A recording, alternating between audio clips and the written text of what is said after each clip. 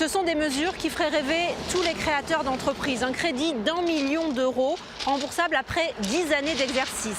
Ces conditions de rêve, c'est ce que propose l'Algérie aux nouveaux entrepreneurs, pour beaucoup des Français issus de l'immigration qui vont tenter leur chance dans le pays de leurs parents ou de leurs grands-parents. Ils traversent la Méditerranée souvent bardés de diplômes, des diplômes qui ne leur ont pas toujours permis de se faire une situation en France. Ce qui était inaccessible ici devient possible là-bas. Algérie, le nouvel Eldorado, c'est un reportage de Karim Baïla, Laurent Esnault et Alban Poitvin.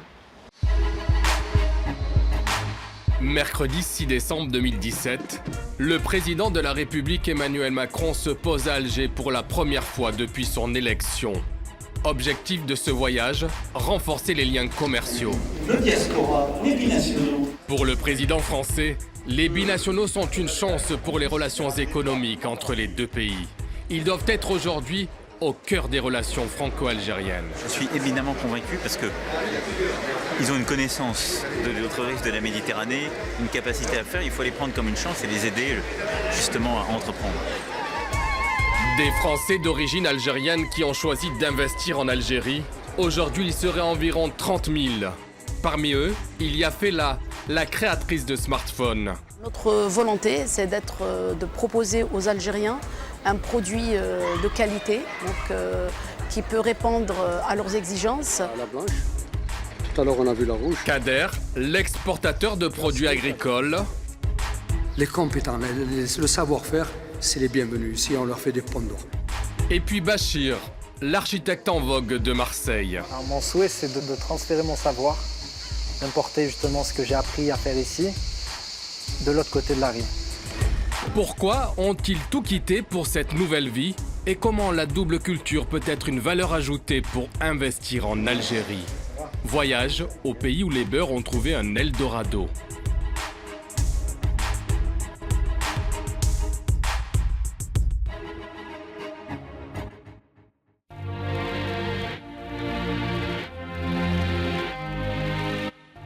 Au centre d'Alger, un nouveau quartier d'affaires.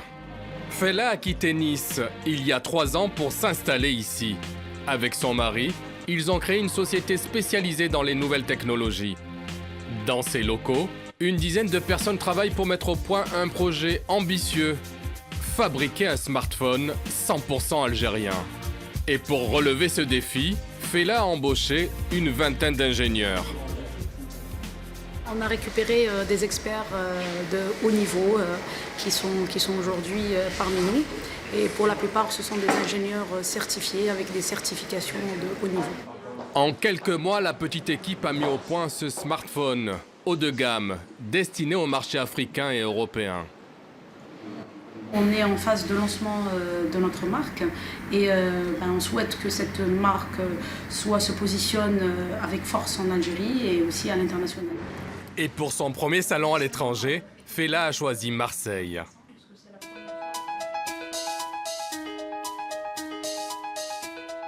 La cité phocéenne est la ville en France où la communauté algérienne est la plus importante. Depuis 2 ans, le parc Chano accueille le salon de l'Algérie. C'est une vitrine des produits du pays. Fela est la star du salon. Son smartphone, qui en est pourtant qu'au stade du prototype, séduit tout le monde. La presse, les officiels, le public. Le produit sera lancé en Algérie. J'ai tenu à ce que ça soit un nom arabe. Tous veulent déjà l'acheter, car il est made in Algeria. On a beaucoup misé sur l'élégance. Fela a touché sa cible, la communauté algérienne de Marseille. Ce genre d'initiatives doivent être se multiplier pour qu'on arrive réellement à un positionnement important à l'échelle internationale. L'objectif de ce salon, c'est aussi de présenter les opportunités d'affaires en Algérie. Et pour cela, des experts exposent des chiffres attractifs. Pourquoi faut-il investir en Algérie maintenant? Ils montrent ce petit film sur le potentiel économique du pays. Un pays dont les investissements majeurs ouvrent des perspectives nouvelles et contribuent aussi au mouvement d'intégration régionale en Afrique. C'est une façon de dérouler le tapis rouge aux Franco-Algériens présents dans la salle et peut-être à les inciter à rentrer au pays. J'invite toutes les personnes d'origines algériennes, en France principalement, de regarder de l'autre côté de la Méditerranée. Il y a des opportunités. Oui, il y a plus de risques, c'est plus compliqué, mais les rendements sont substantiellement supérieurs. Donc il y a des success stories dans les call centers. On peut faire fortune, mais comme partout, avec beaucoup de travail, beaucoup de volonté et de la ténacité. Ce climat d'affaires favorable intéresse Bachir, architecte d'intérieur à Marseille. Ça permettra peut-être de créer un pack complet qu'on peut leur proposer. Le jeune homme a compris qu'en Algérie, tout est à construire.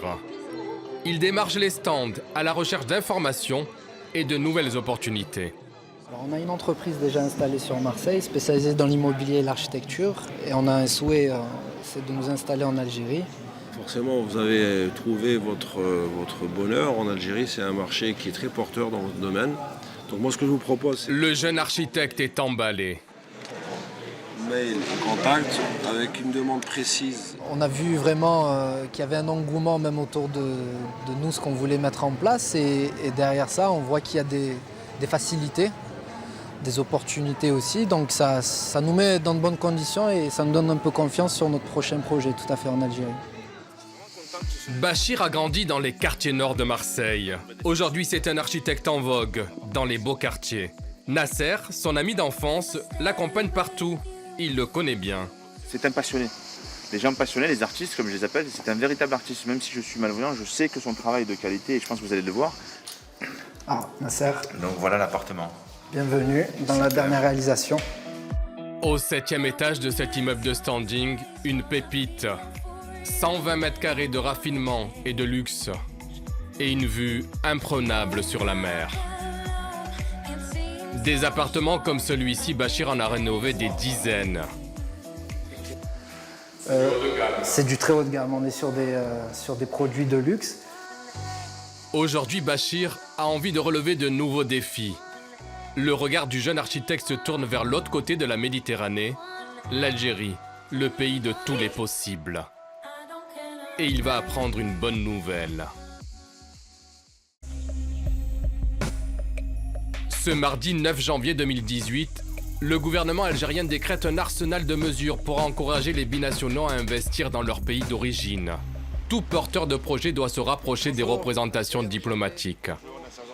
Bachir a rendez-vous avec Kader au consulat de Marseille. C'est un autre investisseur franco-algérien. On va voir des opportunités, mais c'est vrai que moi je pense que l'étape intermédiaire elle est intéressante du fait de ne pas tout lâcher ici et d'aller progressivement.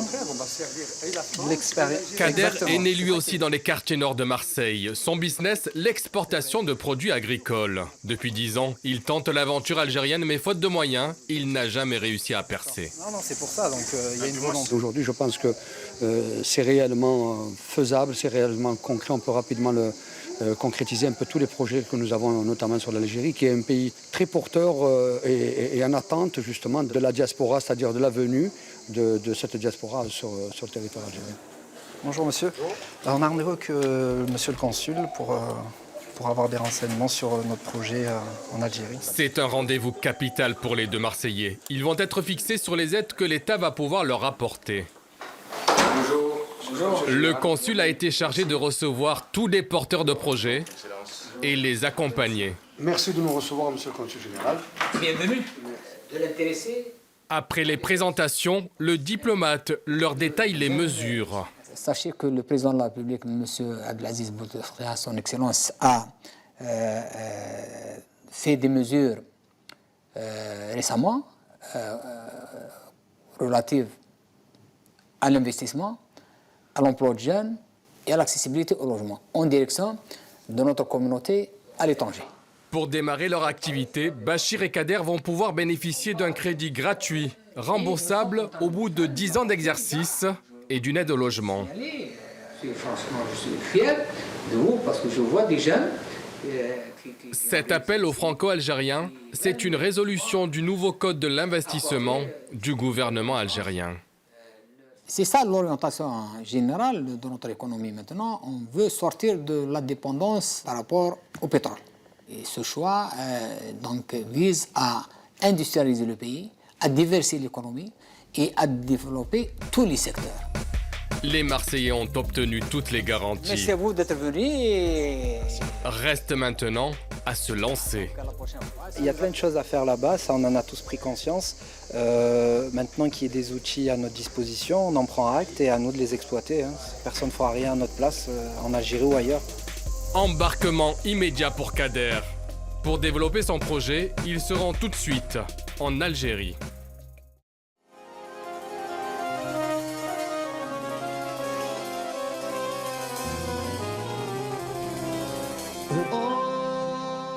À 1200 km de Marseille, El Oued, une ville oasis en plein désert. Au milieu des palmiers et des dunes, des champs à perte de vue. On appelle ça des pivots. Depuis 20 ans, on cultive ici la pomme de terre, grâce à une technique mise au point par des ingénieurs français. Avec de l'eau et du fumier, le légume pousse à profusion dans le sable. Kader retrouve une vieille connaissance, Ali. C'est avec cet agriculteur qu'il avait tenté l'aventure il y a 10 ans. Ils avaient échoué. Ali lui confirme qu'aujourd'hui tout est possible grâce au crédit gratuit. Ce sont des crédits agricoles. Jusqu'à 10 milliards, 8 milliards. Aujourd'hui, l'agriculture est une priorité. C'est dans ce secteur que les aides de l'État sont les plus importantes, quel que soit le projet de développement. L'État facilite et donne beaucoup d'argent à celui qui vraiment y joue le jeu. Aujourd'hui, l'État donne jusqu'à 1 million d'euros à celui qui veut vraiment jouer dans le cadre de l'agriculture. Kader est convaincu que la pomme de terre du désert a tous les atouts pour séduire le consommateur marseillais, car c'est un produit rare. Cette pomme de terre pousse dans le sable. Donc elle ne passe pas après par le cycle du lavage. Toutes les pommes de terre sont obligées de passer par un cycle de lavage pour éliminer toutes les impuretés. Elle n'est pas exposée à des bactéries, donc elle est plus saine arrivée sur le marché. Le projet de Kader, exporter ce produit exclusif en Provence. Pour l'instant, il n'est destiné qu'à un marché local. Les producteurs ont du mal à écouler leur stock, 800 tonnes par an. Ta pomme de terre, c'est de l'or. Je vais t'apporter tous les moyens pour booster ton business et pérenniser ton travail. Tu verras, ton avenir est assuré et celui de tes petits-enfants. Jusqu'ici, toutes les tentatives d'exportation ont échoué. Faute d'accord avec les différents partenaires étrangers, la pomme de terre n'a jamais quitté l'Algérie. Je me dis, il y a beaucoup d'étrangers, il y a des Hollandais qui viennent là, chaque jour ils viennent là, ils veulent rentrer dans le cadre du partenariat, mais il y a une mésentente. Le marché à l'international fonctionne d'une manière homogène, que par contre ici le marché c'est encore archaïque. Ça ne passe pas. La double culture de Kader, sa maîtrise du dialecte local, des plus-values pour gagner la confiance de ses agriculteurs. Marché conclu, ils vont pouvoir travailler ensemble. Ça m'arrange de travailler avec toi, car je sais que c'est du gagnant-gagnant. Dans ces conditions, je te suis jusqu'au bout du monde.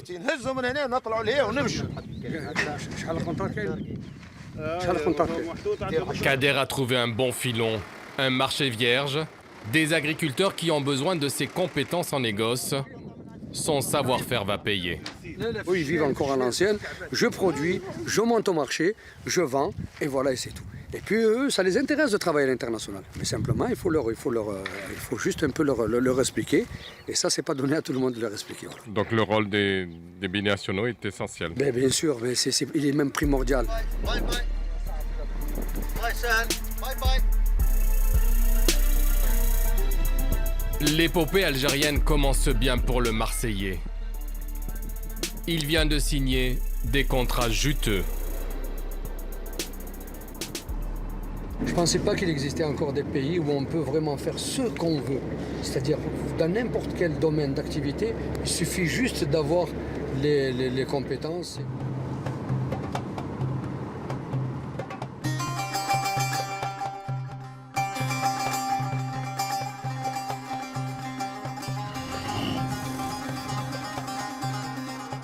Après quelques flâneries touristiques, Kader repart au pas de course, mettre en place son nouveau projet.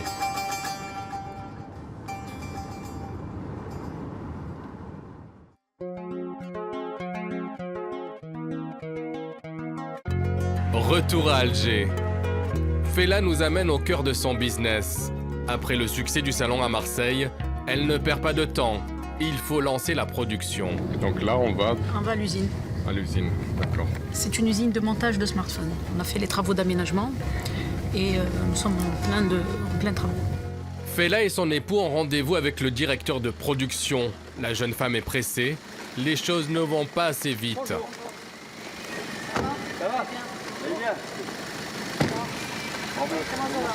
Les travaux, ça avance? Les locaux sont prêts, mais les machines tardent à arriver. Tout cet espace. Mais ce qui est bien, c'est qu'on a assez de place pour essayer d'aménager comme on le veut. Et de l'espace, il y en a. 6000 mètres carrés destinés à accueillir une importante unité de production de smartphones en Afrique du Nord. Essayer d'optimiser au maximum, mettre le packaging de ce côté et essayer de rajouter des lignes de production de l'autre côté. L'usine est prévue pour accueillir 2 à 5 lignes de production. On prévoit au moins 180 ouvriers ici pour 2 lignes de production, 2 lignes de packaging, mais on peut étendre à 5 lignes de production, 5 lignes de packaging parce que les locaux sont grands. Et en chiffres, c'est combien de portables qui vont sortir de ici? Alors en fait, chaque ligne produit 1000 à 1500 portables. Smartphones, voilà. Donc par jour, hein, bien sûr. Ça représente quoi comme quantité? Alors par mois, pour 2 lignes de production, ça va faire dans les 40 à 60 000. Ce jour-là, Kader est venu rencontrer Fela car la jeune femme est membre d'une organisation patronale algérienne.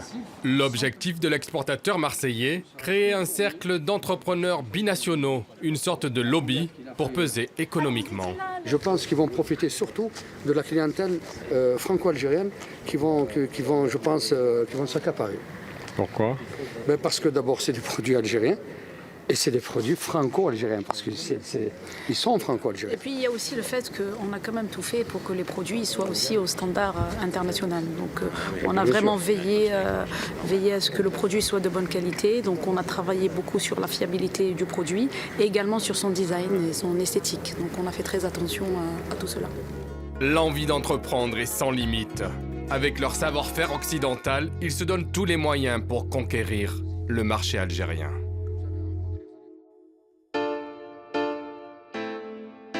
À l'est d'Alger, Béjaïa, en Petite Kabylie. Bachir vient d'atterrir de Marseille. Il retrouve ses racines.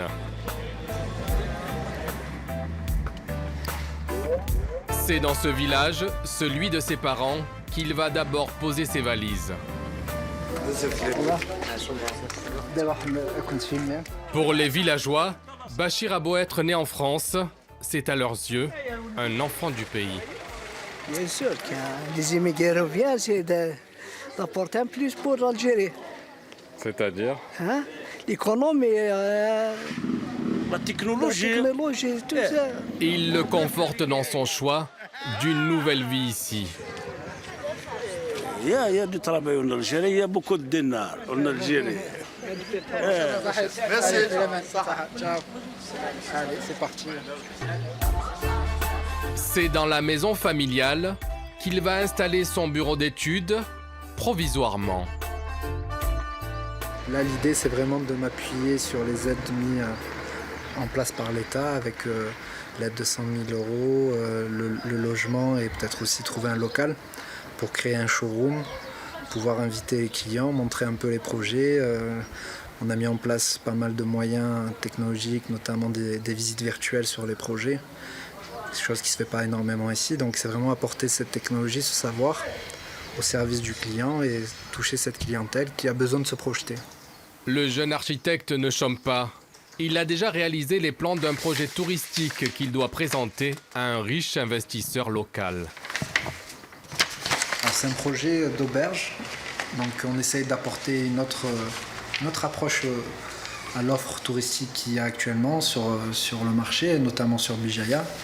Et là, l'idée, c'est d'apporter dans un mini-complexe de 25 chambres tous les services que peut offrir un hôtel haut de gamme européen, donc avec des services type salle de sport, spa, bien-être, hammam, salle de massage. Architecte d'intérieur en France, Bachir va pouvoir faire ici de la construction à grande échelle. Un défi pour le jeune Marseillais, une première aussi. Alors vous allez où? On va chez le client, dans son showroom, là où il expose son matériel pour faire une petite réunion. Son client est à la tête d'une des plus importantes sociétés d'investissement touristique en Kabylie.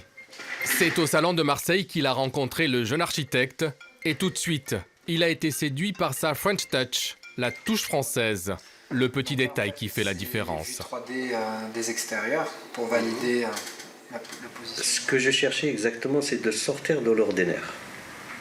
Donc je voulais pas faire un hôtel pour faire, ou faire une chambre pour dormir. C'est-à-dire le service. Une certaine touche qu'on n'a pas ici. Soit dans l'architecture, soit dans la finition, soit dans le détail, etc. Bachir a gagné la confiance de son investisseur. C'est un boulevard de projets qui se présente à lui.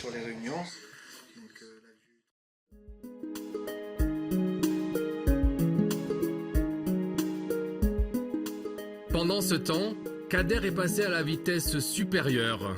Pour mener à bien son projet d'exportation, le Marseillais a fait construire en urgence ses locaux dans les Aurès, au nord de l'Algérie. On a fait les grosses œuvres d'un hangar. Je compte installer ici une station de conditionnement. Kader exportera la pomme de terre du désert, mais aussi des dattes, tous les produits rares.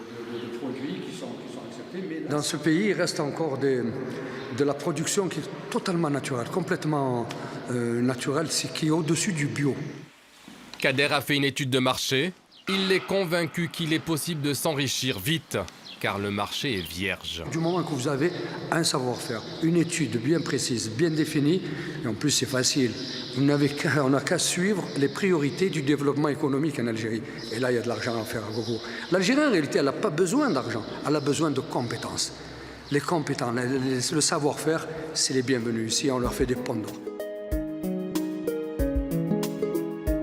Ce pont d'or, c'est l'aide de l'État qui lui permettra de construire des bureaux et de s'équiper en machines.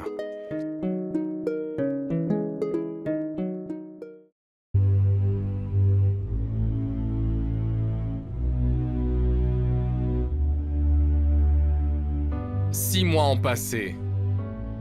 Les travaux de l'auberge de Béjaïa ont bien avancé.